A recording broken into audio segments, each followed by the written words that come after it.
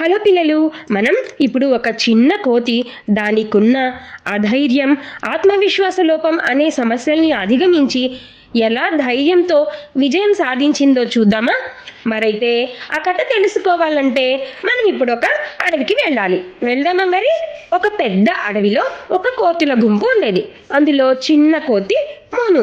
మోను ఎప్పుడు భయపడుతూ ఎవరికైనా ఎదురు చెప్పాలంటే ఆత్మవిశ్వాస లోపంతో అల్లాడిపోయేది. చిన్నదానికైనా సరే ఎవరైనా తిట్టినా కొట్టినా తన దగ్గర ఉన్న వస్తువులను లాక్కున్నా ఎదురు తిరగకుండా తప్పించుకొని తిరిగేది. ఒకరోజు తన దగ్గరున్న పళ్ళను ఒక పెద్ద కోతి లాగేసుకుంది. కానీ ఈ మోను ఏమీ అనలేక ఏడుస్తూ అమ్మ దగ్గరికి వెళ్ళింది. అప్పుడు అమ్మ అడిగింది, మోను ఎందుకు ఇలా భయపడుతున్నావు అని. మోను అంది, అందరూ నన్ను ఏడిపిస్తారు, తిడతారు, నా దగ్గరున్న పళ్ళన్నీ లాగేసుకుంటారు, కానీ నేను ఏమీ చేయలేకపోతున్నాను, ఏమైనా మాట్లాడాలంటే భయంగా ఉంది అని అమ్మతో అంది. అప్పుడు ఆ అమ్మ అంది, మోను ఉద్ధరేదాత్మనాత్మానం నాత్మానం అవసాదయేతని. అని అడిగింది, అంటే ఏంటమ్మా అని. అమ్మ చెప్పింది, నీకు ఎవ్వరూ ధైర్యం ఇవ్వలేరు, అది నీకు నువ్వే తెచ్చుకోవాలి. ఒకసారి ధైర్యంగా నిలబడితే నీ మనసే నీకు పెద్ద మిత్రుడు, నీ మనసే నిలబడలేకపోతే పెద్ద శత్రువు. కాబట్టి నీ ధైర్యం నువ్వే తెచ్చుకో.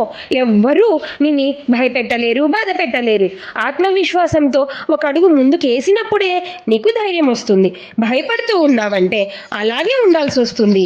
ఇప్పటి నుంచి అలా ఉండకుండా ఉండడానికి ట్రైన్ చేయి నిన్ను నువ్వు అని చెప్పింది. మోను ఆ మాటలు గుండెల్లో పెట్టుకుంది. ఒక్కసారి ప్రయత్నించి చూడాలి అని అనుకుంది. మళ్ళీ మరుసటి రోజు తన పళ్ళు తెచ్చుకుంది. అప్పుడు ఒక పెద్ద కోతి వచ్చి మోనును గట్టిగా బాధేస్తూ పళ్ళు నాకివ్వు అని అరుస్తుంది. అప్పుడు మోను అంది, ఈ పళ్ళు నేను తెచ్చుకున్నాను, నీకు కావాలంటే రిక్వెస్ట్ చేయి ఇస్తాను, లేదా ఈ పళ్ళు నావి, నేను ఇవ్వను అంది. అప్పుడు పెద్ద కోతి ఆశ్చర్యపోయింది, ఏంటి మోను ఇలా మారిపోయింది? అలాగే మోను చెప్పిన విషయంలోని క్లారిటీకి పెద్ద కోతి ముచ్చట పడిపోయి అప్పటి నుంచి మోనుకు ఫ్రెండ్గా మారిపోయి మోనును ఏమీ అనకుండా ఇద్దరు హ్యాపీగా ఉండడం మొదలుపెట్టారు. చూసారా మోను ఎంత గొప్ప విజయం సాధించిందో? ధైర్యంతో, ఆత్మవిశ్వాసంతో ఒక్కడుగు ముందుకు వేయడం ద్వారా. అప్పటి నుంచి మోను అనవసరమైన విషయాలకి భయపడకుండా హాయిగా అందరితో ఆడుకుంటూ విజయాలు సాధిస్తూ అందరికీ స్నేహితుడుగా ఉంటూ అందరిలో గౌరవంగా ఉండసాగింది. బట్టి మనలోని భయానికైనా ఆత్మవిశ్వాసం లేకపోవడానికైనా మనమే కారణమవుతాం.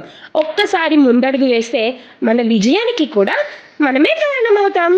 మరి ఈ కథ మీకు నచ్చితే మీ ఫ్రెండ్స్ అందరికీ షేర్ చేయండి. ధైర్యంగా ఆత్మవిశ్వాసంగా ఉండమని చెప్పండి. అలాగే కామెంట్ చేయండి, మేము ధైర్యంగా ఉంటామని. మరి మీకు ఈ కథ నచ్చినట్లయితే like, share and subscribe Geetha చైతన్యం.